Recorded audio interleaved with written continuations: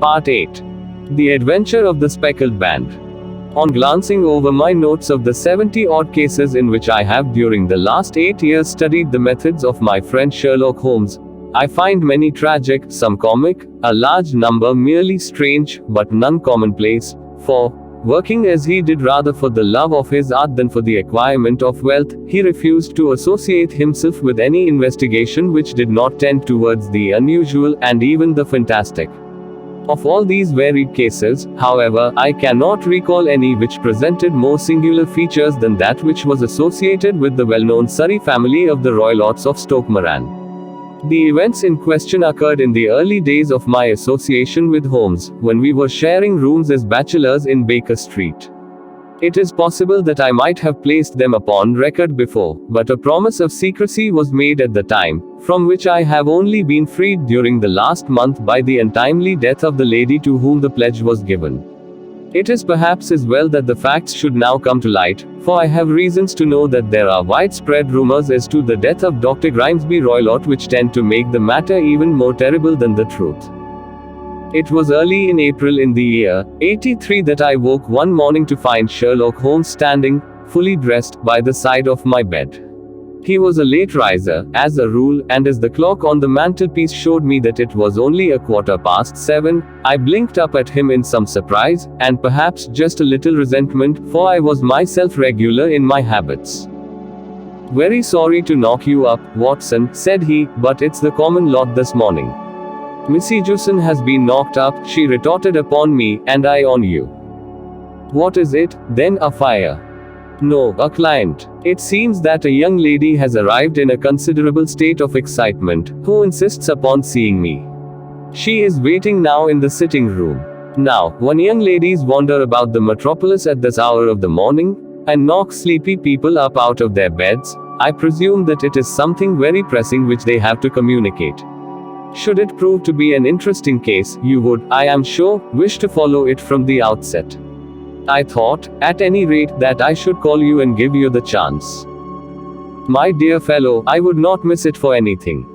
I had no keener pleasure than in following Holmes in his professional investigations, and in admiring the rapid deductions, as swift as intuitions, and yet always founded on a logical basis with which he unraveled the problems which were submitted to him. I rapidly threw on my clothes and was ready in a few minutes to accompany my friend down to the sitting room. A lady dressed in black and heavily veiled, who had been sitting in the window, rose as we entered. "Good morning, madam," said Holmes cheerily. "My name is Sherlock Holmes. This is my intimate friend and associate, Dr. Watson, before whom you can speak as freely as before myself. Ha! I am glad to see that Missy Juson has had the good sense to light the fire. Pray draw up to it, and I shall order you a cup of hot coffee, for I observe that you are shivering." "It is not cold which makes me shiver," said the woman in a low voice, changing her seat as requested. "What, then?" "It is fear, Mr. Holmes.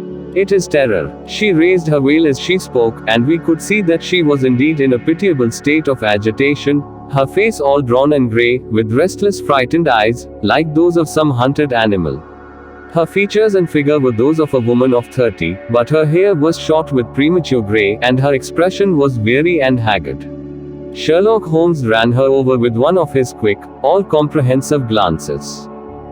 "You must not fear," said he soothingly, bending forward and patting her forearm. "We shall soon set matters right, I have no doubt. You have come in by train this morning, I see. You know me, then?" "No, but I observed the second half of a return ticket in the palm of your left glove. You must have started early, and yet you had a good drive in a dog cart, along heavy roads, before you reached the station." The lady gave a violent start and stared in bewilderment at my companion. "There is no mystery, my dear madam," said he, smiling. "The left arm of your jacket is spattered with mud in no less than 7 places. The marks are perfectly fresh. There is no vehicle save a dog cart which throws up mud in that way, and then only when you sit on the left-hand side of the driver. Whatever your reasons may be, you are perfectly correct," said she. "I started from home before 6, reached Leatherhead at 20 past, and came in by the first train to Waterloo. Sir, I can stand this strain no longer. I shall go mad if it continues. I have no one to turn to, none, save only one, who cares for me, and he, poor fellow, can be of little aid. I have heard of you, Mr. Holmes. I have heard of you from Mrs. Farintosh, whom you helped in the hour of her sore need. It was from her that I had your address. Oh, sir, do you not think that you could help me, too, and at least throw a little light through the dense darkness which surrounds me?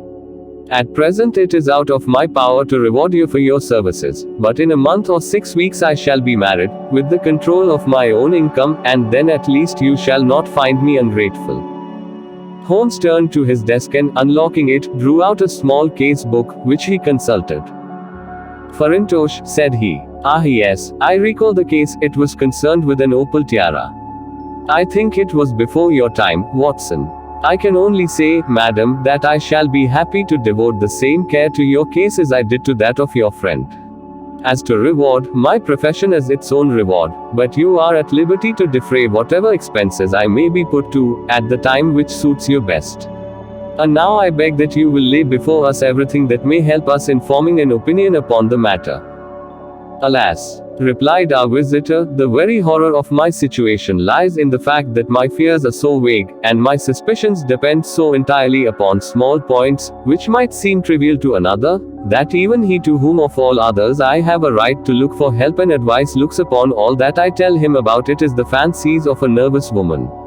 He does not say so, but I can read it from his soothing answers and averted eyes.